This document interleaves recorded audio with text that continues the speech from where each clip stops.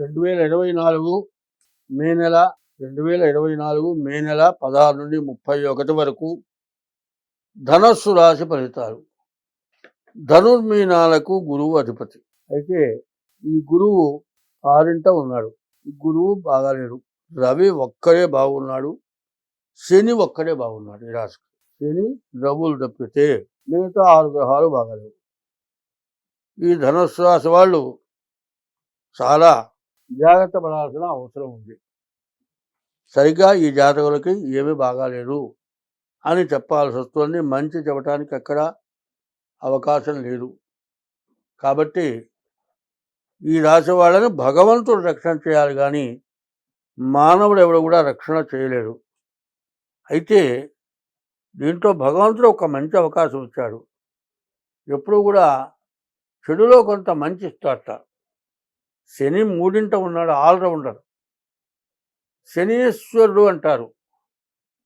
ఈశ్వరుడు అంటే కొంతమంది మనుషులు కూడా వాడు కోటీశ్వరుడు అంటారు. అంటే ₹1,00,00,000 ఉంటే ఈశ్వరుడితో సమానం. అట్లాగే శనీశ్వరుడు. ఈ శనీశ్వరుడు కష్టం వచ్చినప్పుడు ఆయన పెట్టేటువంటి బాధ ఎవరు పెట్టడు. సుఖం వచ్చినప్పుడు ఆయన చూపించేటువంటి మంచి ఎవరు చూపించరు. కాబట్టి సూర్యపుత్రోయమస్య సహా, సూర్యుడు కుమారుడు శని. సూర్యుడు తండ్రి, శని కొడుకు. సూర్యుడు ఎంత ప్రభావం గలవాడో మరి ఈ సూర్యుడు అన్ని చోట్ల ఒకటే రకంగా కనపడతాడు. భగవంతుడు ఎట్లా ఉంటాడా అంటే పోతన గారు ఒక పద్యం రాశాడు.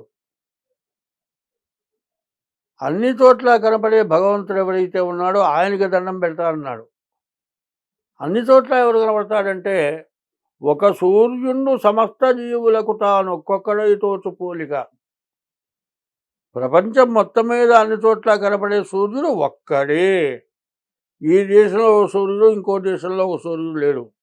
అట్లాగే ఆయన ఏం రాశాడు? ఒక సూర్యుడు సమస్త జీవులకు తాను ఒక్కొక్కడై తోచు పోలిక, ఏ దేముడు సర్వకాలము మహాలీలన్ నిజోత్పన్న జన్యగదంబంబుల హృత్సరోరుహములన్ నానావిధానూన రూపకుడై ఒప్పుతూయుండు అట్టి హరినే ప్రార్థింతు సిద్ధుండనై అన్నాడు. అంటే సూర్యుడు దేశమంతటా కనపడతాడు. కొంతకాలమేమో విపరీతమైన వేడి చూపిస్తాడు, కొంతకాలం చలి చూపిస్తాడు, కొంతకాలం విపరీతమైన వర్షాలు చూపిస్తాడు. అన్ని రకాల బాధలు చూపించేది ఆయనే, అన్ని రకాల సుఖాలు ఇచ్చేది ఆయనే. నీరు లేకపోతే బతకలేము, ఎండ లేకపోతే బతకలేము. అదే పుట్టినటువంటి పసిపిల్లలకి పసిగిర్లైనవి అంటే సూర్యుడు ఉదయించే టైంలో ఆ శిశువుని అక్కడ పెట్టండి, చూపించండి, పసిగిర్లు పోతాయి అంటాడు. సమస్త వ్యాధుల నివారణకి సూర్య భగవానుడు విశేషమైన వాడు. అట్లాగే శని అన్ని రకాల ఐశ్వర్యాలు ఇచ్చేటువంటి వాడు. శని ఈశ్వరుడు, ఐశ్వర్యకారకుడు. అటువంటి రవి శని బాగున్నాడు. 9 గ్రహాల్లో ఈ రవి శని విశేషమైనటువంటి గ్రహాలు. అటువంటి గ్రహాలు. శని కుంభరాశికి అధిపతి. ఈ కుంభరాశికి శనికి సంబంధించినటువంటి జాతకంలో ఎవరైతే పుడతారో వాళ్ళు ఎప్పుడూ నిండుకుండగానే ఉంటారు. వాళ్ళకి ఏమీ లేకపోయినా లేనట్టుగా కనపడరు. వాళ్ళు ఒకరికి పెట్టే స్టేజీలో ఉంటారు, కానీ ఒకళ్ళు పెడితే చేయి దాపి తినే స్టేజీలో ఉండరు. కాబట్టి అటువంటి శని. మరి రవి సాముద్రికంలో మరి రవిస్థానం అంటారు. చిటికన వేలి కింద, ఇది ఉంగరపు వేలి కింద ఒక రేఖ ఉంటుంది, అది రవిరేఖ అంటాడు. ఎన్నో రకాల రేఖలు ఉన్నాయి. అన్నిట్లో కూడా రవిరేఖ లేకపోతే సాముద్రికమే లేదంటారు. అటువంటి సూర్య శనులు బాగున్నారు, మిగతా గ్రహాలు బాగాలేవు. ఈ మిగతా గ్రహాలన్నిటికంటే కూడా రవి శనులు విశేషమైనటువంటి బలం ఇచ్చేటువంటి స్థితిలో ఉన్నారు. కాబట్టి మిగతా 7 గ్రహాలు రాహువు, కుజుడు, బుధుడు, గురువు, శుక్రుడు, కేతువు, ఈ 6 గ్రహాలకి తగిన శాంతి చేయించుకోండి. అదే కాదు, గోచారంలో రవి శనులు బాగుండటం చాలా విశేషం. కాబట్టి మంచి లాభాన్ని పొందాలంటే ఈ గ్రహాల శాంతి మీ డేట్ ఆఫ్ బర్త్ ద్వారా జాతకం చూపించుకోండి.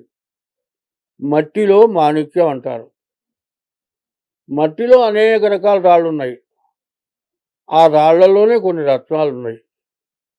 అన్ని రాళ్ళే అనుకుంటే లాభంలే, రత్నాన్ని కనుక్కోలేము. అటువంటి రత్నాలు దొరికేది రాళ్లల్లోనే.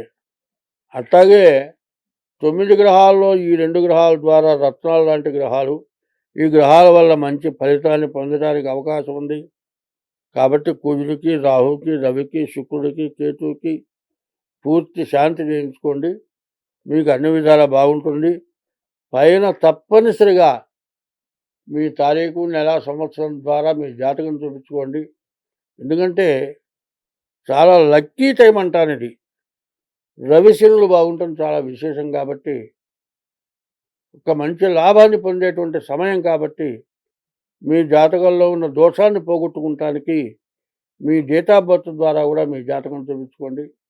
మీకు అన్ని విధాలా మంచి మేలు జరుగుతుంది. స్వస్తి.